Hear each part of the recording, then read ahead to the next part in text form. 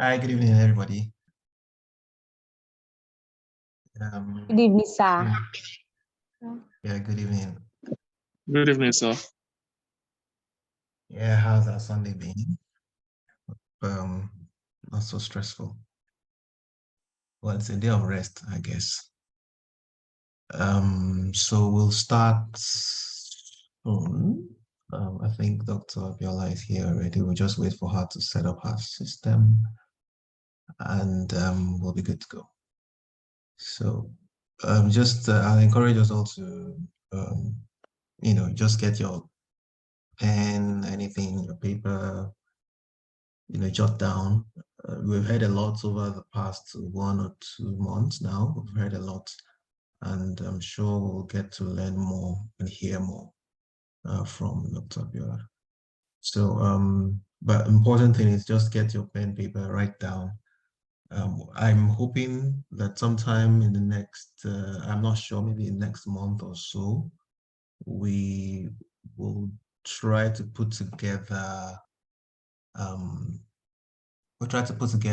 compilation of everything that we have learned and are still learning. Yeah, and also just see ways of improving this whole program, So yeah, Fabiola, good evening. She's here. Good evening. Good evening, everyone. Yeah, good evening. So we're ready when you are. Okay. All right. Okay. Good evening, everyone. Bimbo Abiola, and I am sorry.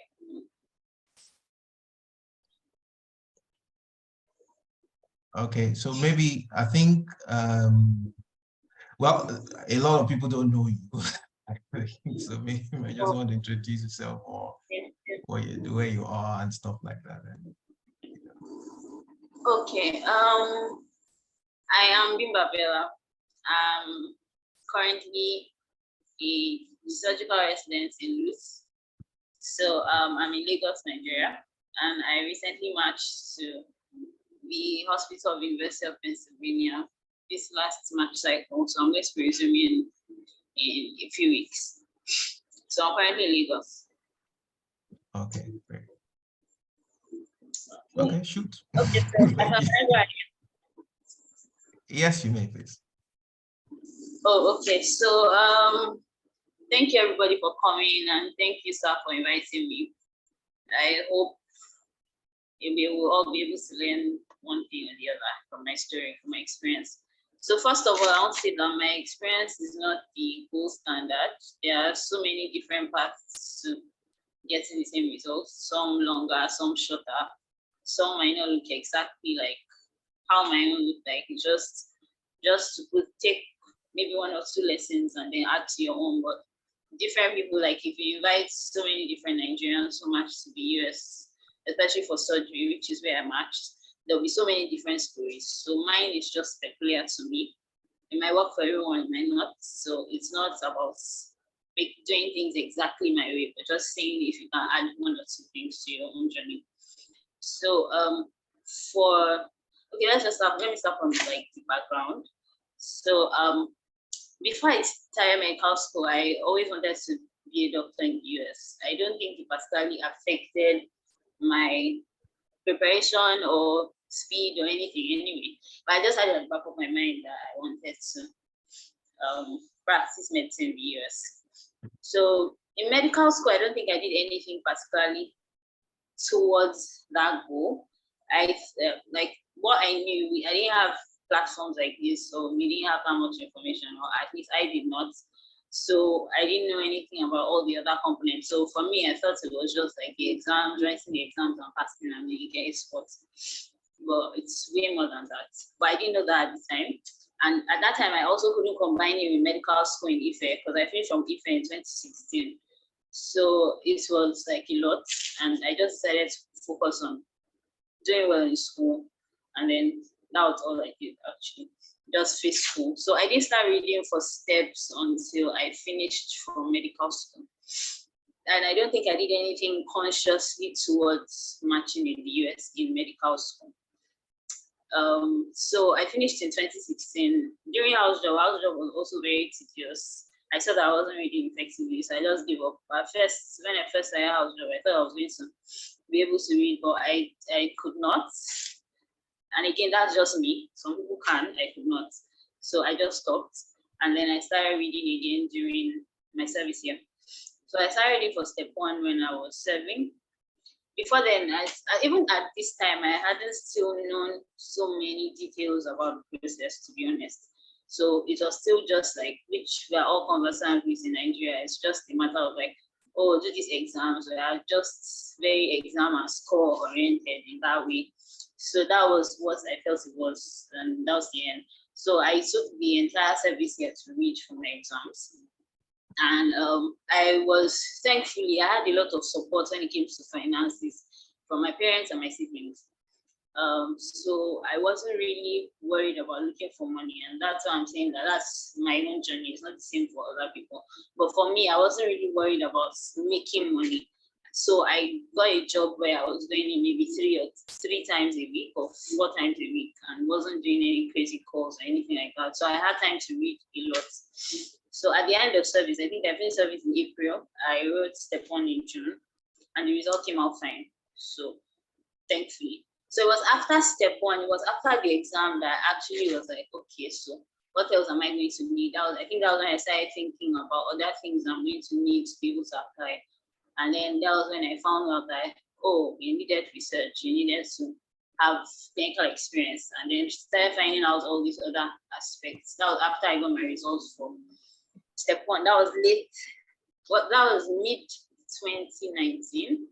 Yes, so that was mid 2019. I got my results in July of 2019. So for the rest of 2019, I started reaching out to people. My plan was to go to the US in 2020 and do observerships, maybe if possible, write step 2 while I'm there and all that. So I started sending emails to people. So I got the list, excuse me. So I got the list of all the surgery programs in US. I got it from a website called Match Your Resident. So they have a list of all the programs according to their states. So I got that list and I started sending emails to each of the programs.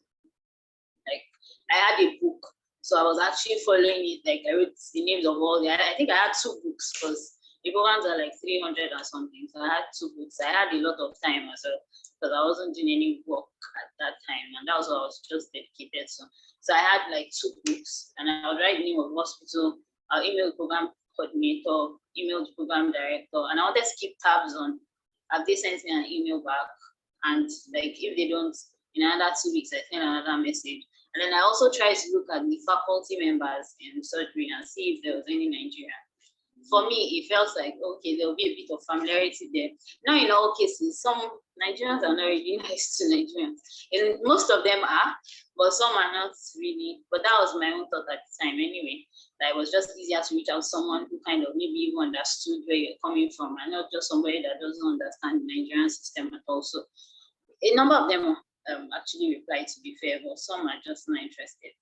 But that was what I did. So I just tried to check which Nigerians are in the faculty and send them emails. So the emails was me introducing myself, asking about, for some it was asking about observership opportunities, some was research opportunities. I was just looking for anything that I could do to like network and be able to travel. I actually wanted to be in the US. I didn't want to do it from Nigeria at the time. I wanted to go to the US so that I can, whether it's research or doing observership, I'm there and I'm in the system. So that was what I was trying to do. During that time also, I was able to as I was sending emails for observership and all these opportunities, I was also able to meet people. So I was able to meet organizations like Association of Nigerian Physicians in America. I think I first saw one of them online, so I just sent her a message, and then this person links you to this person, and so I got linked up with the association. So when they came to Nigeria they usually do, I think every year, they just finished like conference in Nigeria. So they usually come and do volunteer service, which I signed up for that year as well. So yeah, so I kept sending emails. There were a lot of no's, like, no, we're not interested. No, we don't sponsor observerships. No, we don't do this. So I eventually got 2 places. One was actually a Nigerian in California who was interested in allowing me come for observership. Another one was not a Nigerian at all. I can't even remember where she was. But anyway, I got that, and I was preparing to go, and then COVID hit. So before we get to that, sorry, while I was still sending emails, at the time, like I told you, I hadn't done anything particularly towards matching in medical school. Apart from the fact that in my medical school, we do a project. So about 6 people do a project, which was not representative of research for me at all. Now that I do research, and it's actually interesting. I did not like research when I graduated. It was horrible experience. I don't even think I was involved in what they were doing. So we're like 6, so you could hide under. I think my own was just to distribute questionnaire. My supervisor did not help us as well in my loving research, so I didn't like it. But thankfully, she published it for us. So I think that was the only thing I really had. And then the medical school, which is normal, not even if you're traveling or you need it for anything. You go out for these CMD programs, do volunteer in one way or the other, part of one committee or the other. So it wasn't anything, like I said, it wasn't like I was thinking of applying. So it was just normal what you do in medical school. So all of that, I kind of had those experiences. So there were things I could also leverage on. And then, so anyway, so for the research, I then reached out to, because I did my house job in National Hospital, and there's a pediatric surgeon there who is a member of the American College of Surgeons, so he's well known outside the country and all that, and he's really well published. So I reached out to him and told him I was interested in research. I hadn't worked with him but I think the registrar just told me about him. So I reached out to him, and I was very excited because like he has been trying to even convince the residents to do research, and it's like everybody's just like this, you know. So he was very excited, and then we got to work together. We started with case reports, then we did another research. So we did about 3. I published 2, and then I presented 1 at the conference.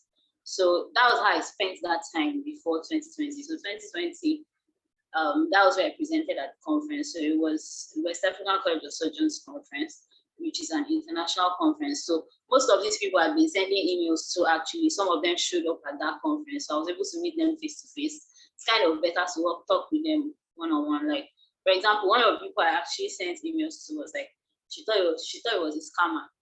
So some of them actually don't even reply because of that. So there's an advantage to seeing them face to face as much as you can. So, and she's a Nigerian actually, but she said she gets all those sorts of emails and she just ignores them. But for some reason, she just asked her friend and then she replied.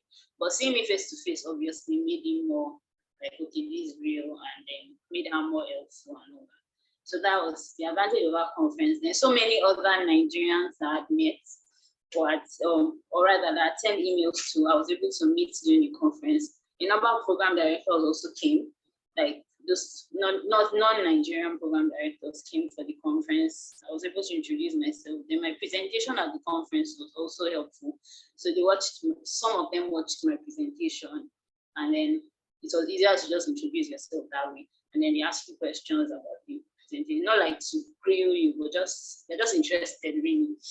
And so we had this kind of discussion. So that was also helpful in being able to network. I was not able to afford going outside the country to go and do attend any conference or to do anything like that, but at least I was able to take advantage of that conference. So that was what I did before. Then, okay, I think that was early 2020, that was February 2020. And then I was supposed to, if I was telling them like, oh, I'm going to be in the US for observerships like April and so on. And then everywhere just shut down. So observerships were out of the window. All right, so I also stopped reading at the time for step 2, because I wanted to start reading for step 2, but there was no end in sight. And so I couldn't just be reading without an end. So I got into another job as a medical officer where I was working. At the same time, still trying to network. I made sure I kept sending emails, especially to those that were interested in helping him, or at least showed interest in me for whatever reason. I kept sending them emails. So it helps me to keep in touch and still keep myself in their memory. So you don't just disappear for 2 years and then come and say, oh, I'm applying this year, that kind of thing. So I try to like keep them up to this. When I publish a paper, I send them an email like, I just recently published this, blah, blah, blah. Whether they reply me or not, like I just kept bombarding all of them as much as I could. So that's how I spent that time. Then also during COVID, I tried to go online, see what courses I could do. COVID was confusing for everybody, including the program directors, including the members of faculty. Nobody had really experienced that before. So everybody was trying to cope somehow. So a number of opportunities actually came up online because people were staying at home longer. Everybody was online, Twitter, all of that. So I saw an opportunity for an online observership, which I applied for with Beth Israel Defense Medical Center. So I did that. It was a 1-week observership. It was actually helpful. I mean, of course, you can't compare anything to being in the system and actually seeing how it works. But at least I was able to see, oh, okay, this is how they manage patients, this is how because we had to present histories, examination, all of that. So that was helpful. And that was one clinical experience that I had, which I later highlighted during my interview because I didn't have any clinical experience while I applied. So, but I was able to highlight that during my interview, like, okay, COVID came, shut down everything. Nobody's going to be angry with anybody because of that. Everybody was also affected by it. So just like, oh, I didn't waste my time. I was able to adapt to this, and I did this instead, that kind of thing. And I think it really helped. And then I also published a paper with the unit I rotated through in their hospital journal there. So that was kind of helpful as well. So then when everything started opening up, step 2 reading came up, and then it was time to apply. I think I wrote step 2 in 2021. I ended up not writing in 2020 anymore.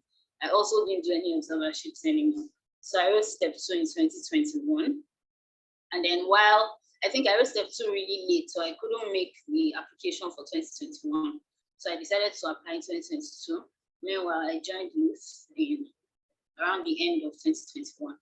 So I was working in youth, but I'd done all my exams. So it was just OET left because CS was cancelled. I think I'd already paid for CS, and then they cancelled it during COVID, and they refunded our money and all that. So CS was cancelled, and then we had to do OET. So I wrote OET, and then application time came up. All right, so for the application. Sorry, maybe, I mean, I can flow with your discussion and all, but if you mention some things like CS, some things like that, some people may not know, maybe you just break it down. So that Okay. Sorry. So there are 3 exams. There's this 3 steps to the USMLE exam. So there's the step 1, there's step 2 CK, which is clinical knowledge, step 2 CS, clinical skills, and then step 3, which is also a clinical skills and clinical knowledge exam. That's a 2-day exam, kind of different from all the others.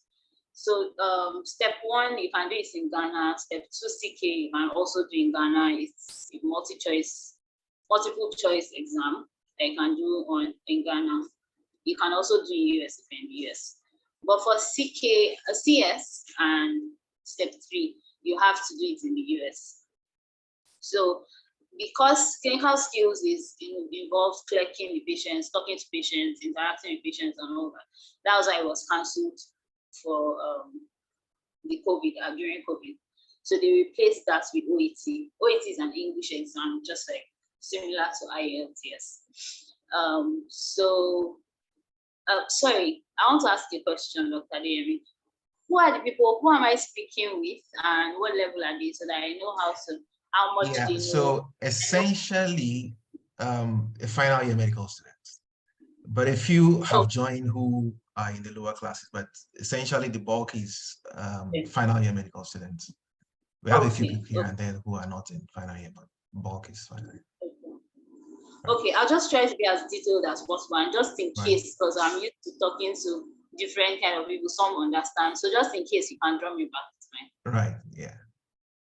Okay, so then they replaced that with OET, which is occupational English test, which is similar to IELTS, but it's more medical oriented, that kind of thing. So that was done, and then I applied for a pathway. So usually most Nigerians who have graduated and at least have a license usually qualify for the first pathway, pathway 1. and that was what I applied for. I don't know how much detail I should give of that, but I'll just try. If anybody wants me to expatiate later, then I can, so that I don't spend all the time. But it's basically submitting all this, everything that you have, the OET especially. They get to have step 1 and step 2 CK result already with them. So yeah, I'm talking about ECFMG now, which is the Educational Commission of Foreign Medical Graduates. They are the ones in charge of, or they're kind of like the pathway through which everybody that trained outside the US comes into the US to be a resident doctor. So initially, you should have registered with them. You write your step 1 exam, step 2 exam through them, step 2 CK, CS when CS was available. But when CS was cancelled, it became OET. So when you do your OET and you register for it, you register in a way that ECFMG, you tick for ECFMG to have access to your results. So when you have that, as well as a letter of good standing from MDCM, then you qualify for the pathway, and they send you your ECFMG certificate. So you use the ECFMG certificate to apply for the match. Okay. So I applied for the match. Yes. Yeah, sorry. Thank you so much. You will continue shortly. But I think many of them, I don't know. Any questions so far from anybody?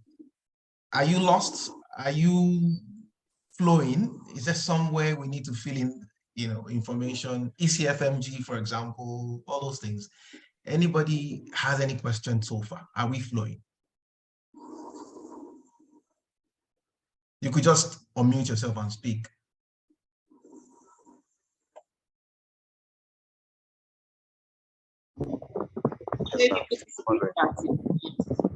Okay, Atai is speaking. I didn't hear that.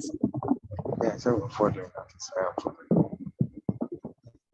You're so low, I can't hear you. Okay, someone says we're flowing. Great. Oh, great. So please, Dr. Abiola, continue. I just want to be sure that.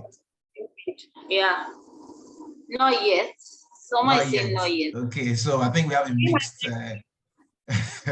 Okay, maybe before you, sorry, let me just at least say 1 or 2 things, and then you can.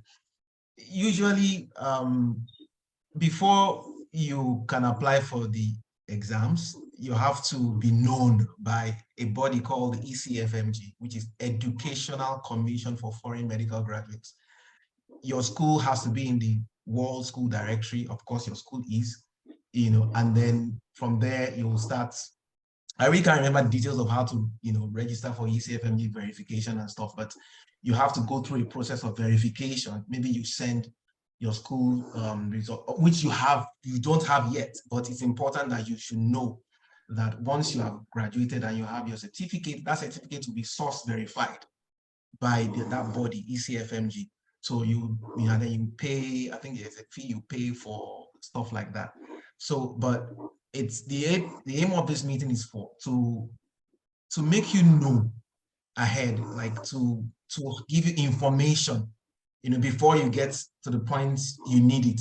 A lot of us, I mean, like Abiola said, she was just doing everything in school, just like normal stuff. But I'm sure if she knew what to do, she probably would have streamlined all her efforts, even from med school. So the idea is to streamline our efforts from med school as much as we can, I think so. Wike was saying she's not yet, but I'm sure you just try as much as possible to flow, just jot some things down. You might have to research some things yourself by Googling and all of that, but as much as we can, and Dr. Abiola can, I'm sure she would give you that information. So if maybe you just give us something, a bit about the CFMG, if you can start from there and then we'll move on. A lot of people are saying, okay, great. That's fine. Okay. All right. Okay, so ECFMG, okay, like he has said, ECFMG is the pathway for foreign medical graduates to become residents or to work in the US as resident doctors. So usually as a student, you can start writing your steps as a student if you can combine it. There's no point writing steps and passing and not finishing medical school. You'll never be a resident doctor in the US. So if you can combine it, it's fine. Otherwise, I think schoolwork takes priority to USMLE. So however it is you want to do it. So for registering with USMLE. I think I remember because I helped somebody recently. So you go online, you open the ECFMG website and create an account. So when you create an account, how you create accounts on normal everyday pages, so your name and all of that. So you enter it into the system and create an account. They will then send you an email containing your USMLE identification number. When you get that email, I think it takes about 1 to 2 business days, maybe the next day or so. You get the email containing your USMLE identification number. Then they can tell you to go back. They give you a password, like a pre-made password kind of thing. And then you can go back online and change your password to whatever it is you want to do. So then you now go online, open your page on their website, and then apply for certification. So there's a certification thing you have to do. You have to go online actually to, and I think you do like a video call with an American. I think it's more of a legal thing where they just ask you your name, you show them your passport, they take a virtual picture of it and all that, then they stamp. You also sign online electronically. Yeah, a right? notarization, right? Yes, it's like an authorization, exactly. Right. So when that is done, and ECFMG has gotten it, so that person, whoever it is, I think it's like their legal, it's kind of a legal thing, and then they send it to ECFMG, that signed certificate. Sometimes they also send you a copy. The person that certified you also sends you a copy. So once ECFMG gets that, then you get notification of your page that you'll be certified, and then you can apply for exams. So I think right now, I think I just checked. Step 1 is about $1,000. Step 2 is also $1,000. There are additional charges if you test outside the US. I think that's about $165 now. So if you're testing in Ghana, it's like $1,165. If you're going to US, it's about $8,000. So you apply for step 1, you write your exam, apply for step 2, almost the same thing. And then there's no CS anymore, so it's just OET. So you go to OET website and apply for the exam, which every other person does. It's not just people doing USMLE. So you apply for that exam. But there's a place, you even see it on the website now, because since ECFMG started using OET, it's obvious on the website, like if you are registered for ECFMG, fill this form, that kind of thing, so that ECFMG can have direct access to your results once it comes out, and then you can continue the process. So I hope that kind of fills in about ECFMG a bit. I can't remember where I was. Okay, so I was talking about the pathways. I don't know how far I should go. Should I go up until the match? Because the match preparation itself is like a very long thing. Am I going that way as well, up until I matched, right? Yeah, as much as we can consume. Okay, I hope I don't have a time limit so that I can also watch. But usually we do an hour, so we can have time also for questions. Yeah. So Okay. it doesn't so maybe stretch for so long. People can rest and digest information on ice. Very long. Okay. So maybe I can take 10 minutes more than 20 minutes for questions. Right. Okay, so yes, so then you apply for the pathways. Like I said, most Nigerians qualify for the pathway 1, especially because most of us will have graduated by the time we're doing. You don't have to graduate before you start writing steps, really. You don't have to verify your results, like you said, before you write step 1. You have to verify it before you get your certificate. But if you've not graduated and you want to write step 1, you can write it and then verify your results as soon as you graduate for you to be able to get your ECFMG certificate for application for the match. So, like I said, applying for the match is a whole different ballgame. It's a lot of things that you have to put together. So all of these things you've been doing, whether consciously or unconsciously towards the match, you have to be able to tone it down, write it down. There are places on the form for volunteer experience. You have research experience, oral presentations. Everything that you've done, you have the different headings that you must be able to. A lot of people have done so many things, but really don't know how to just articulate it down. So as much as possible, write something, and then you need a lot of people to review. So what I did was take advantage of the people I've been networking with over the years. So little by little, without knowing, I mean, 2019 became 2020, and then you find out that you've known these people for like 3 years. and they've been in touch with you for like 3 years. So it was easy to convince them, like, oh, okay, please, could you help me go through this? You also have to write a personal statement, which is one of the important parts of the application. I don't think it's more important than networking and maybe your scores, but it's actually important. It can make and break your application package. If it's not good, it's a minus. If it's good, might not really, but then if it's not good, it's just terrible. So you have to, a lot of people have to go through it for you over and over and over again. So applying, you have to start really early. This is June, so people applying have started now, writing personal statements and all of that. So for application, there are two important organizations that are in charge of the match. So you have the ERAS and then you have the NRMP. I can't remember the full meanings. I'm so sorry. I can't remember. I know NRMP is National. Oh my gosh, I can't remember. Sorry. National Residency Matching Program, I think. Residency Matching Program, yes. Yeah. And ERAS is Electronic Residency something. I can't remember that as well. But it's ERAS and NRMP. So to be able to apply for the match, you get a token which you buy. I think it's $165 from. You buy it from ECFMG, which is the only organization that we've had to deal with till now. So you get the $165 token from them, and that's what you use to apply for the match. So when you want to apply for the match, there's a place for your CV. So you fill in all these things that you have done, and as much as possible, and fill it in, because I mean that's the first thing that the hospitals get to read about you. So it has to be good. You have to review and review with so many people. That's very important. Then your personal statement also goes in. Letters of recommendation.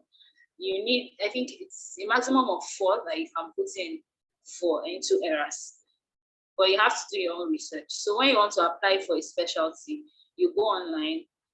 First of all, what I did first personally was all of the places where I knew people, or at least to network to one person or the other, all of those places came into my application list.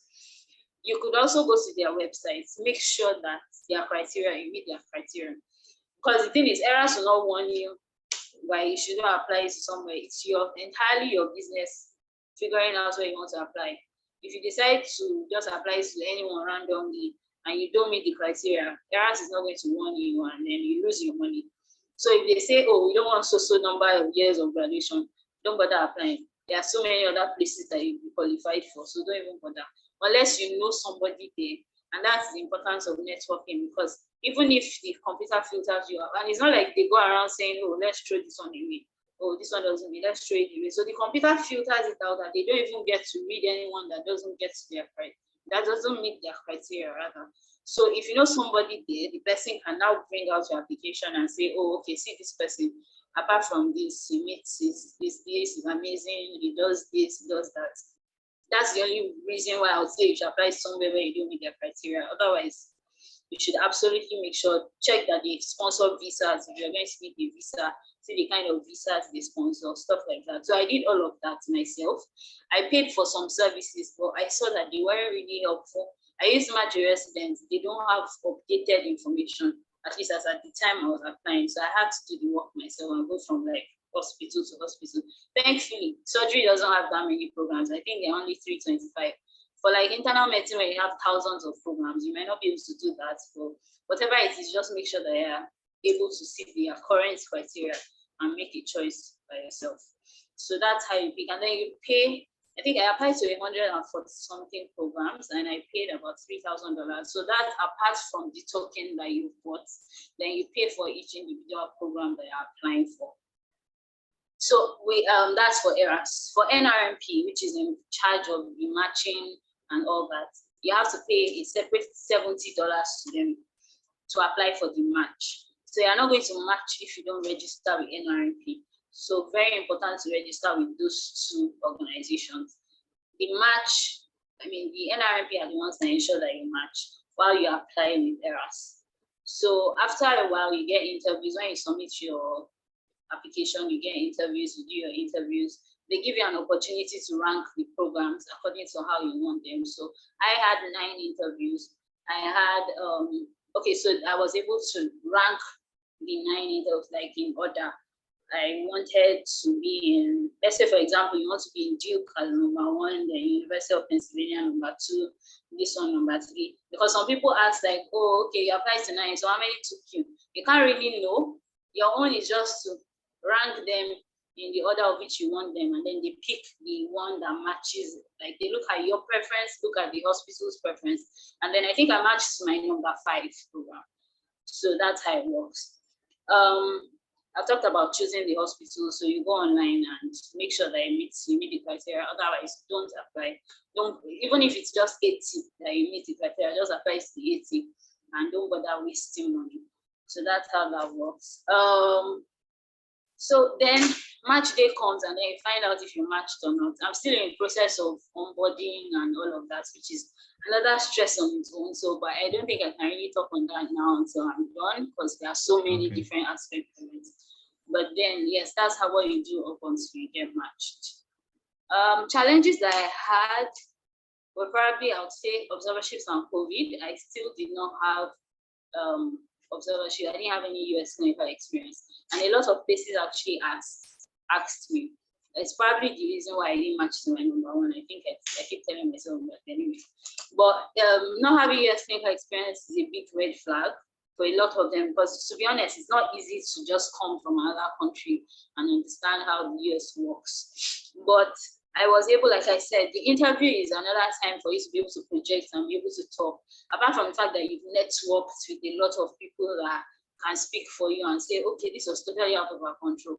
Nobody was able to predict that COVID was going to happen, blah, blah, blah, this, that kind of thing. But then during the interview, so I was able to highlight like, COVID happened, yes, but it doesn't mean I was at a disadvantage. Thankfully, I also started because I really didn't want to start residency in Nigeria.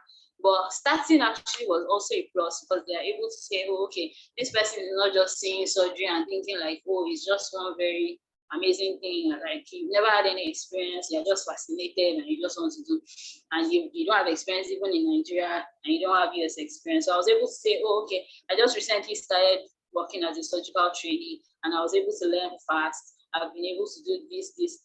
And then also during COVID, I was able to do this online observership. So they were able to say, oh, okay, at least you have experience as a surgical training. The only thing you're probably going to have to do is acclimatize to new culture. But learning surgery at the basics might not really be a problem. So it was an advantage for me, actually. So as much as you can do so in terms of progressing in Nigeria is also important. Maybe the other challenge is requiring a visa. I don't really think it's a challenge. Definitely, yes, it puts you at a disadvantage because there are so many programs that don't even want IMGs. So the fact that an IMG, sorry, is an international medical graduate. So there are a lot of programs that don't even want IMGs. So that kind of puts you at a disadvantage. How to overcome that is just, I don't think networking even can deal with that. There are programs that just don't want international medical graduates and that's it. But for just make sure that you're not just applying randomly. Check programs, even observerships. I don't think there's any point sending emails to those that don't sponsor visas. So just make sure you are doing a smart search.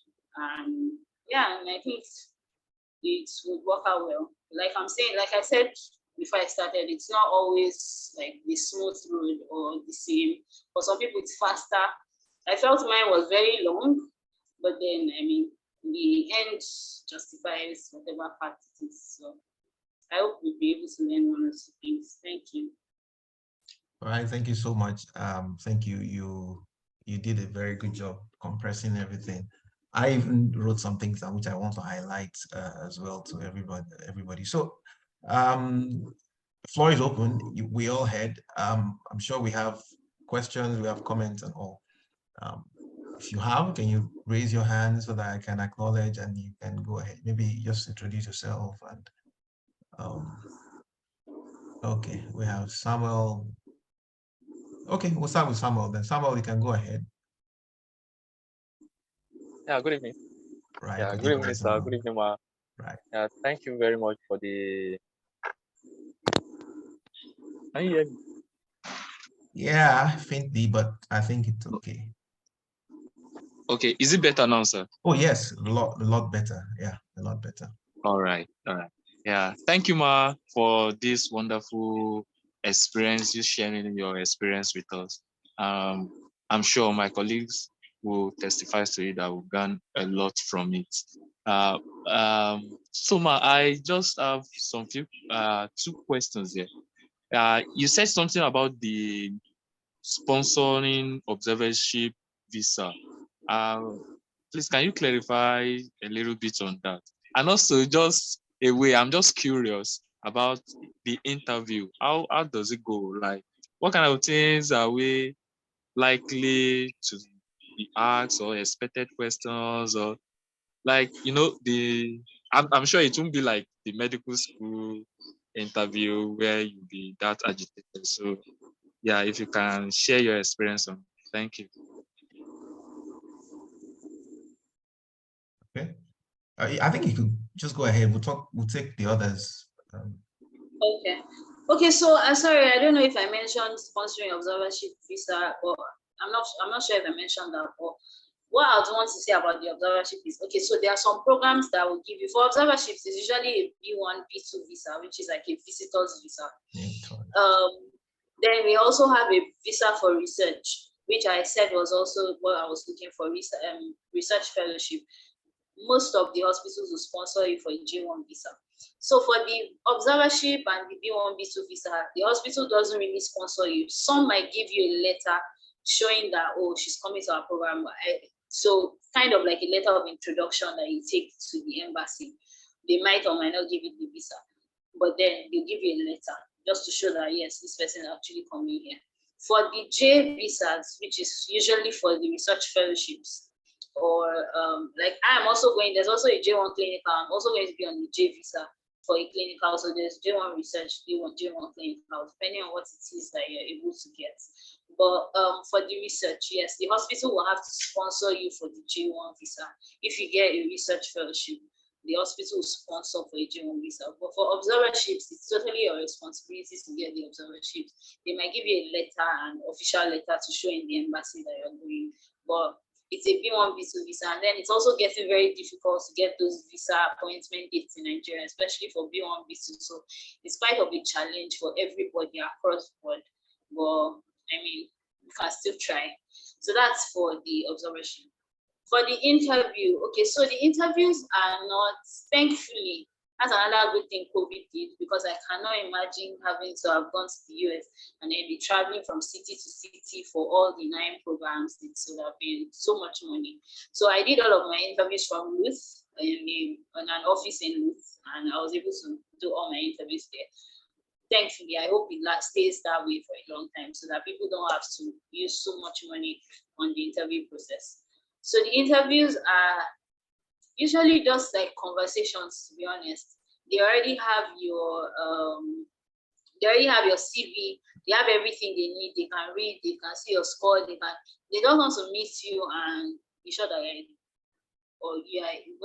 not say good person, maybe good person too, yes, but they just want to be sure that your values and what you hope to achieve, they can also give it to you in that program. So they always say, as much as they are interviewing you, you're also interviewing them, because you're trying to see. I mean, I know many international medical graduates probably don't have that luxury of saying, oh no, I don't want that one, I don't want this one, but then that's what it's intended to be. So they're able to talk to you. Since COVID, people have not been able to go there in person for interview, so you can't really see the place. So they're, online is like the major way for you to always be able to vet each other. So usually I think they would probably ask, definitely they'll ask, like, can you tell me about yourself? It's like routine question in almost every program. So you should have like an answer to that should include all of the major things you want to highlight about yourself. Some other questions they asked, they didn't really ask any clinical questions. I think one just asked very high-valuing clinical questions that I did not get. But that was the only person that asked me a clinical question. Otherwise, it's just, one on my letter of recommendation for the Nigerian. One asked me about the Nigerian. Another place they asked me about the US surgeon that wrote me a letter. So they can also ask you about your letter, like, oh, this person wrote this about you. How do you think, or what do you think made her write this about you? Like, just telling me about yourself, basically. Then, what do you think you can achieve? What do you think will be your greatest disadvantage? as like you're coming from outside the country, you've never had experience here. How do you think you're going to be able to adapt? So they are not really asking anything that, but the truth is, if you're not prepared, you probably fumble a bit because we're not used to that kind of question. I don't think, at least for me, I don't think I've ever had to go through those kind of interviews before. All of the medical officer jobs I was going to get, and even residency, you just write this, to carry this paper and do this test. So nobody really gets to talk to you, and then we're not trained to talk apart from talking stuff. But this one, they don't want you to talk stuff. They want you to like just, what do you think we can help you to achieve? What do you want to achieve? What are your goals? What are your 10-year goals? Things like that. That's how it goes. Yeah. Yeah, thanks. Adia Tijani, you can go ahead. Good evening, Ma. Good evening, sir. Thank you very much, Ma, for this opportunity. I will be the first one to bear the testimony that I actually gained from this session. So my questions are tailored toward the preparatory phase while you're preparing to take all these exams.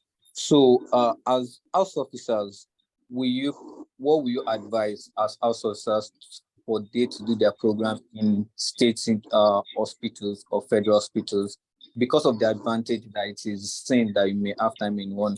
So from your own personal experience and from what you've gained along the way, what would be your advice? Then the second question is about research as an house officer. For people that, although here in this environment, we're very lucky that our students, some of us have gotten engaged in quite a number of research. But what's the opportunity, what's the propensity of being engaged in research as house officer, also from experience, so that we'd be aware of what we are going into right from this stage and be able to plan ahead. Like I mentioned, most of my questions are tailored for the preparatory phases. So the last question I would ask is about, you mentioned that you were not actively looking for money, although there may be some of us that may not be able to raise the money to apply for these exams while as house officers or coming out of NYSA. So what will you advise during those periods of trying to raise funds and trying to sponsor yourself? Will you advise the individual either goes into residency or goes into program as a medical officer while trying to raise money to further their program? Again, thank you very much, ma'am. Thank you. Okay, so let me start from number one. Do I advise state or government hospitals as house officer?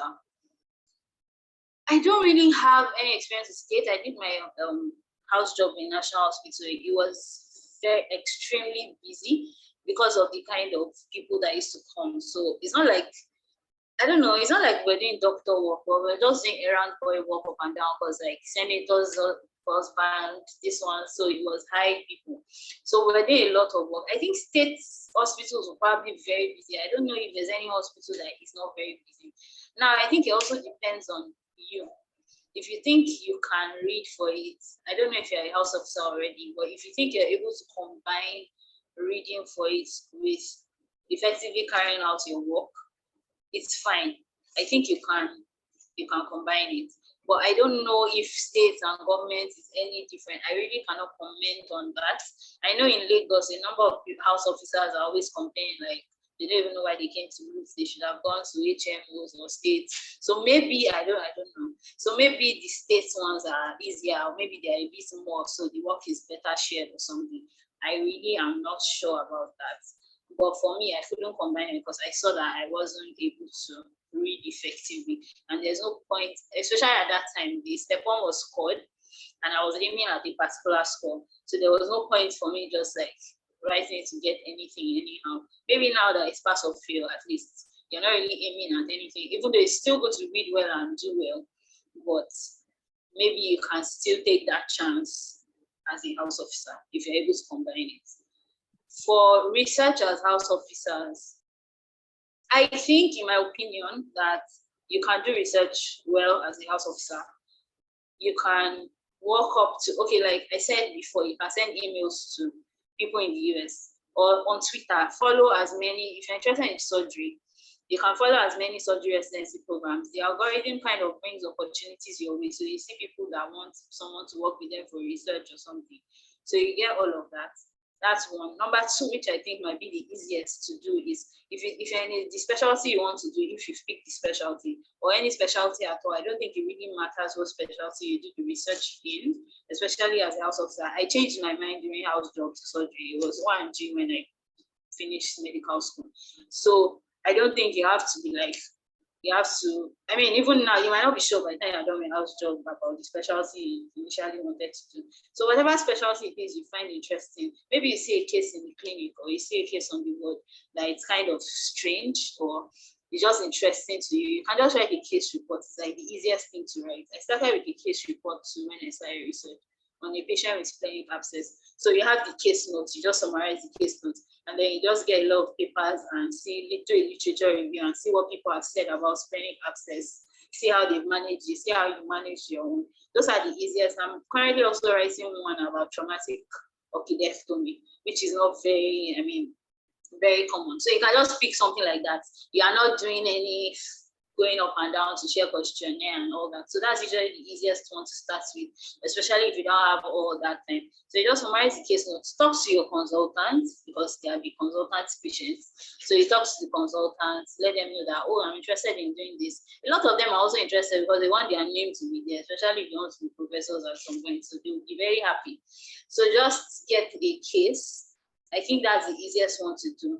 Just get a case you think is interesting, summarize it, get articles, do a literature review, add it to it, get someone to review it for you, maybe the consultant involved, if the consultant actually is interested in research, or somebody else just review it for you, and then you submit and then might be published. So I think that's one of the easiest way. If you have time, then you can go into maybe prospective research or retrospective. Usually it's the easiest a number of people do also in the hospital, just get folders, so many folders, and maybe see, like my second publication was about outcome of patients that had nephroblastoma between 20, I think it was 2012 to 2020 or so, but that's a longer period and more intense research. So I think the fastest thing you can do, house officer, get a case, write about it, do a case report, publish it, maybe a journal of case reports, and you have a publication. It's that easy. So that's what I think you can do. If I can add, it's just, if I can add, sorry to cut in, if I can add, it's also, since, like you said, you have to talk with the consultants and stuff like that, you want to make sure that, you are in their good books as well. So it's easy to, bring you in. But if you are not coming around, you are just, some people don't know how to, shall I use the word, play the politics. You serve yourself, you also serve the people. You don't find a way, a balance, they want you to be at the world round. You just find a way so that they see that, oh, this person, I can work with this person, and not just do stuff to make them feel you're not someone they can work with. So those are the other tips. It's wisdom, just find a way to balance everything as you are searching to progress your own career. You're also trying to, be sure that you're not you're always in their good books. Yeah. Yeah, absolutely. Yes. Then for raising funds for the exam and all that, luckily for me, to be honest, I was very lucky and blessed. I didn't have to really be fighting for the money. Even though I paid for step 1 myself, to be honest, actually. I think it was step 2 and then the rest of the journey that I had a lot of support. But for step 1, I actually paid for myself. At that time, there was an ECFMG app that I had on my phone. They no longer have the app, but you can still do it online on their website. So after I get my salary every month, I was just like, but that time the exchange rate was not this crazy. So I don't know, it might not be that affordable. But at the time, once I get my salary, there's a percentage that so you can just pay money on the website. Like once you get a salary, so I kept doing that. So by the time I was done with house job, I had enough money to pay for step 1 on my own. So that was how I paid. I was able to pay for that step. That's for step 1. But if you're done with house job and you can't get that kind of support and you might have to go on your own, it's a risk you have to take, to be honest. And again, I think it depends on the person. If you think that you want to, I don't know, residency for me has been, it's a lot. I don't know, I'm so happy that I did my exam before I started. I really praise those that do read for steps during residency is intense. You get a lot of money, especially if you're trying to go to the pay for exams and all that, but it's a lot of, it's very intense. You are doing calls, especially now that everybody is going out. You're probably in your units and they expect you to function. It's a lot. So for me personally, I won't be able to combine it, because I mean, even reading residency book itself, I'm not even reading talk less of now adding step 2 or step 1. It would have been too intense for me. So thank God at written it before starting. Depends on individuals. There are people that do it and they score well. Personally, I can't. But if you think you can, it's okay. Also in Lagos, there are actually MOs that earn way more than residents if you're able to like combine your stuff properly. So if that's something, it's just that being an MO, yes, you make progress, but maybe not. I still think I had an advantage telling them that, oh, I was a surgical resident. Yeah. It made more sense. Like, oh, okay, you've had the experience as a surgery. I've done this rotation. Oh, I enjoyed this rotation.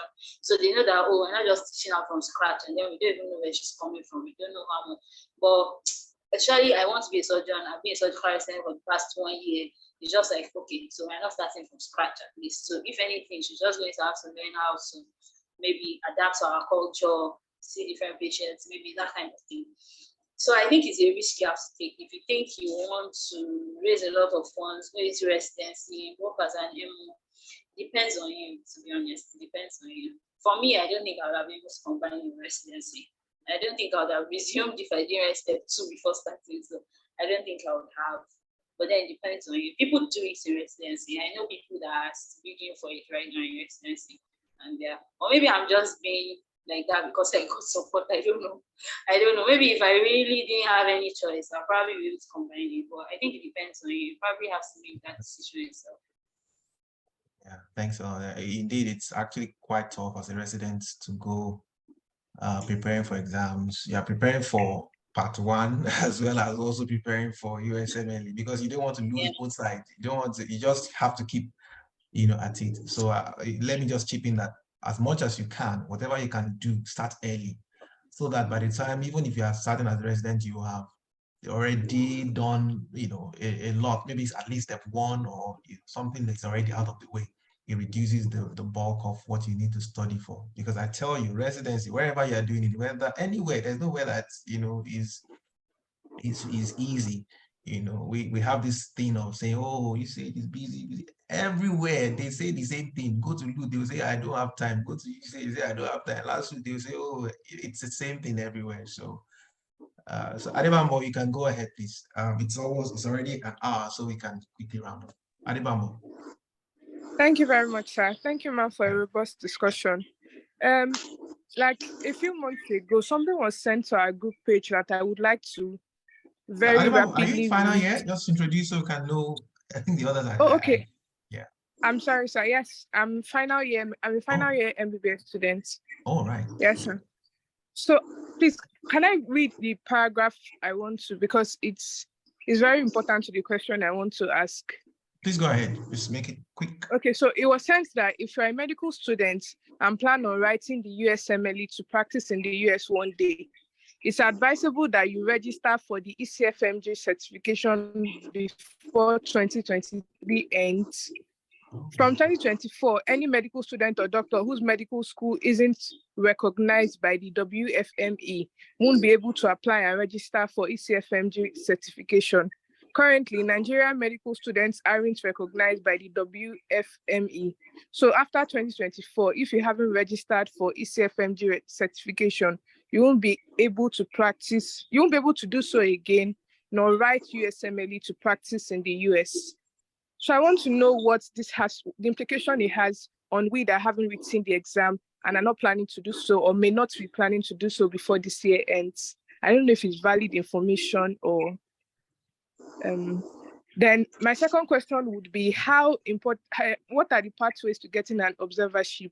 Because I remember trying to get one during the COVID as well, and it seems so scarce. So I want to know, is there a way of searching for it to get like valid information?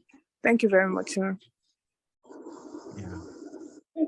Okay, so let me try to answer these questions. For the first question, I've heard that rumor to everywhere, and I think, I don't know, somebody sent the link to me. I've not actually read it, but I know I can remember my friend was discussing, I heard my friend discussing that MDCN is supposed to pay some amount of money for Nigerian medical schools to be on the World Federation of so. But and then he was saying, I think he was also talking to some people, and he was saying that they should apply for certification and do as much as they can do before 2024. But to be honest, I haven't read it myself, and I don't know how much of an effect, whether it prevents you from writing the exams as well or anything. I haven't read it. I'll probably have to read it myself and then see what comes of it. But yes, I've heard of that before, but I'm not very sure what the implications are. I've not read it myself. So that's for that.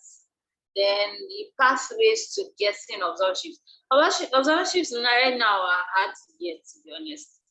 All over Twitter every day, I see people from different countries saying, how are we going to overcome this? Like IMG, I don't have observership and all that. It's not easy to get the technical experience, and it's not been easy since COVID hit.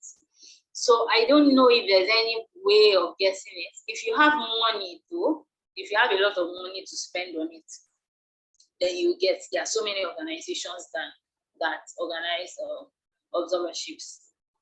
I personally don't think it's worth the money. But if you think, I mean, but then you probably get a place. I don't. Okay, sorry, I'll go back to the question. But then I don't think it's a lot of money. Like, it was ridiculous for me, and I didn't have that money, so I didn't do it. But you would probably get, there's an AMO opportunities online. There's FMG portal. There's IMG externship. So you can go. Oh my gosh, sorry, they just took our lights. Nigeria. That's one of the reasons you want to leave. Don't worry, we know. Anyway, so you can always go to all those websites. I think it's about $2,000 for 4 weeks. But the problem you might have again is getting the B1, B2 visa. That's another issue. Because right now the dates are ridiculously long. You're getting 2025 dates and all that. But I think you can, like I said, network a lot. If there's any international conference near you, or you can travel for any conference in US or maybe a nearby country, an international one where other people, it doesn't have to be US, even if it's in Nigeria and people from US are coming, it's just to meet them. If you can also present in those kind of places, it's fine. So network a lot. Go on Twitter. A lot of people have switched to social media since COVID. Go on Twitter. Some opportunities also come up. Like, you never know. You always see. You can follow. What I did, number one, was to follow all the specialty of your choice. I don't know if everybody is interested in surgery, but the specialty of your choice, just follow as many residency programs. Just be checking for them and be following them. That algorithm brings so many things related to them your way. So and then you can also follow inside the match. It's a Twitter page it's a Twitter page where they also post those kind of opportunities. So you could follow them, and then let's see if anything pops up. But really, to be honest, across the board, it's been really hard for people to get observerships. Right. Yeah. Thank you very much, Mom. You're welcome. Thanks so much. Just to add something to what Rebambo said. Yeah, that stuff has been going around. If you can actually send to me, so I look at it again and maybe see what I can find out. Just like what Dr. Abiola said, I think I think it has to do with MDCN. I really have I don't also have the full details, but I think for many of us on this side, we have crossed that. So we may not have that information. Maybe it's people even like you that will do that research. But I think I can also just check and find out, and then maybe I post on our group and all of that. Yeah. So, and then also for the observership, I mean, it's tough, like you said, but you just have to keep. The thing is, we climb on the shoulders of others to move.